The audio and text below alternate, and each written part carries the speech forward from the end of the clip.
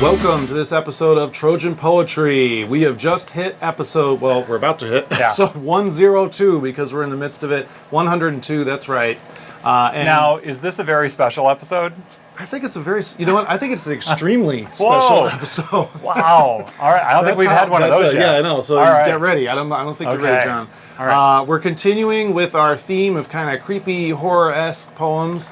From our just perfect for Thanksgiving. From our previous episode. But actually, last night here in Chicago, we just got our first round of snow. Winter is here. So, and I think this one hopefully fits that. So I didn't know at the time that I found this that it would work out so well. So here we go. This one is entitled Field of Skulls by Mary Karr. Love the title. And I've not read this, so and John has forgive not me read this. For everything I'm about to say. But okay. It's going to be extremely special. All right, here we go.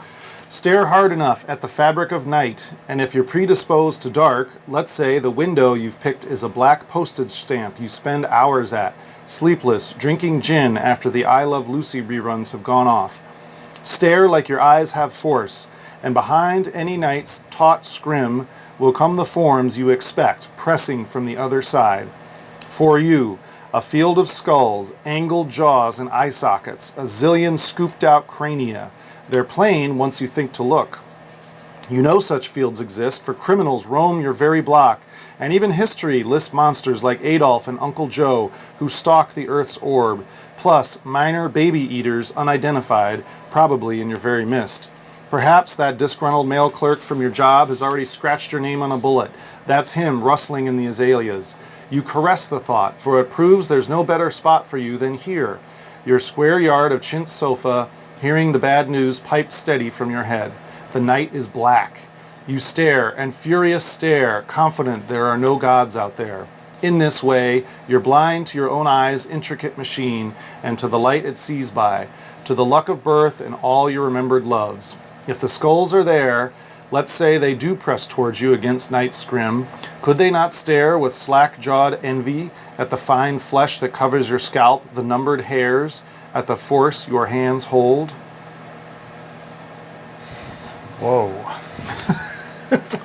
That gets, wow. That was almost like a Joey Lawrence whoa. From the 90s. Yeah, whoa. Yeah, almost. That's almost, yeah. Almost. You're getting close. Pretty close, yeah. My dream of someday doing that, yeah. What? You just did. Yet to be realized. Well, almost. Almost. Said. Oh, excuse me. Almost, yeah. Well, this is in our tradition of poems that are happy. I think this definitely meets the criteria. Wow. I will admit, once again, I saw the title and I knew it had to be mine because that sounds like a great metal album title, you know? Yeah. And we actually did one on skulls. That's what I was thinking back of. in the day. Yeah. So what did you see there, connection-wise? Well, I think if I remember correctly, we were doing the Russian poet, and it was a painting of a field of skulls. Yes, right. And I forget his name. And it was a mound that was like a pyramid. Yeah, I'll put a link down there. Yes. Yeah. And I thought of that too when I reread this again for today. See, so Trojan Poetry is helping us make connections to international early 20th century literature and arts. Right. Text-to-text connections. Because this poem came out in 1998. Mm-hmm. So, 1993, I guess. Yeah, so somewhere around there. 25 years. Yeah.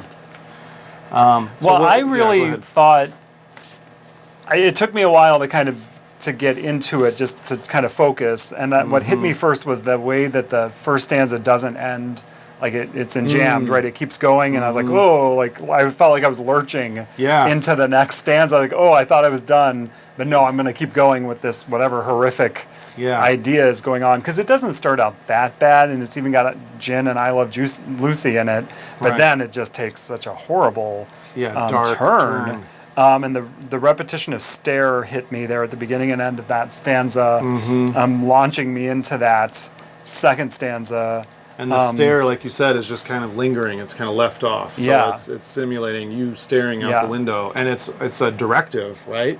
I mean, the poem is given almost like as a command. Like you're going to do this, and then you do that. Right. And then I guess I was like, okay, there's this figurative field of skulls, and that didn't really hit me. But then that didn't bother you at all. I don't know. All in a night's work. Thousands of skulls coming for me. Yeah. But then once we got into Adolf and Uncle Joe and the postal worker with the bullets, and this must have been around the time maybe of all those postal worker shootings, maybe going back postal when that was a thing. quote unquote. And then just the horrible, right, with scratching your name on a bullet, especially these days, like just 2 days ago we had the shooting in California. But then the weird response, right? You caress the thought for it proves there's no better spot for you than here. Your squints, your square yard, like, okay, all these terrible things are happening, but that just reminds you how lucky you are to be sitting on a sofa. Isn't that an odd thing to say there? Yeah. You caress the thought. I mean, she's just thought about someone coming to kill her. Right. It's like, is that Happy Gilmore where Steve Buscemi calls him and then he goes off the phone. He has lists of people to kill. Crosses his name off. Right. And I guess so. Then what hit me there in that fourth stanza was hearing the bad news pipe steady from your head. So it's not like you're on the couch watching the news. You're on the couch making the news in your head, like imagining that, right? And then the word stare again. The night is black. And just the no gods.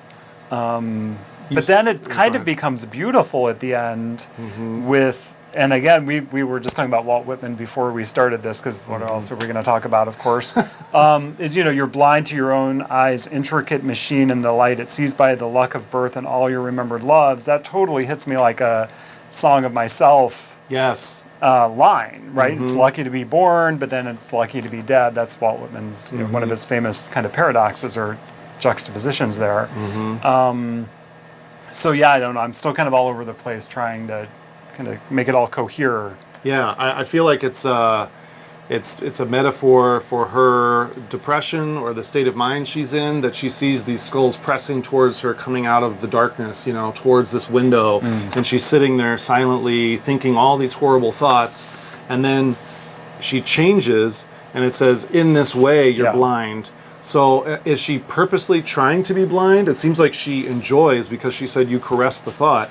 She enjoys this dark kind of place that she's gotten herself to, and it almost is like it's giving her energy in a way, yet she's sitting, laying on the couch the whole time.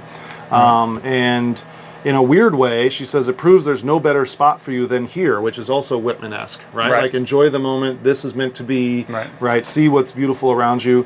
And then the end, when the skulls are jealous, it's almost like, okay, so these skulls are coming at me. I need a positive thought. Oh, well, they're dead, and I'm not. Right? And they're actually jealous of me. Yes, and the final line, the force your hands hold.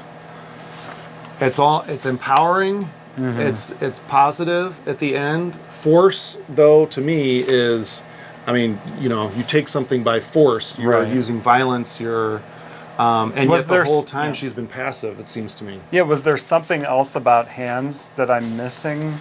Because it's staring, that's eyes, right? Yeah, and staring.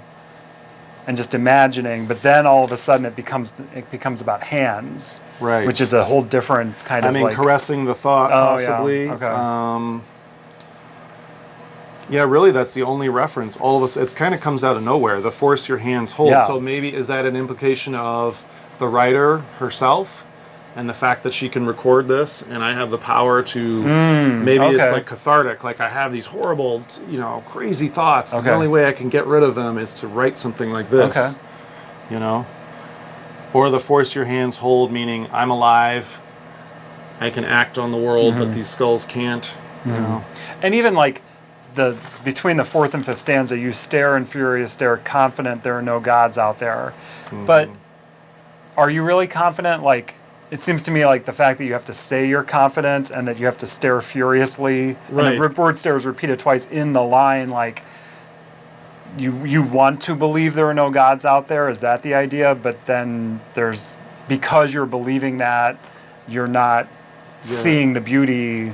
Right, it's like she's in two places at once with her thought process there. And it's almost like she's convincing herself, there's no gods out there, but then she realizes, by doing that, I'm missing out on something. And that stare and furious stare, that kind of reminds me almost of like an E.E. Cummings, weird that it's not furiously stare. It goes from verb to now noun, furious stare. And are you angry?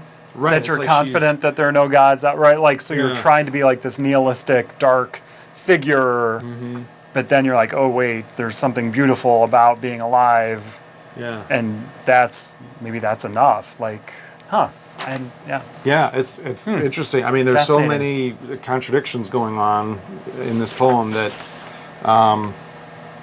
Cool. yeah, interesting take. Happy on- Thanksgiving. Well, thankful for being alive. Yes, exactly. Right. I pulled that out. Yeah, I did that. That was a good connection. I like that. Text to self, Yeah, right? yeah. All right. Do you want to do the closing? All Okay, I'm gonna try. right.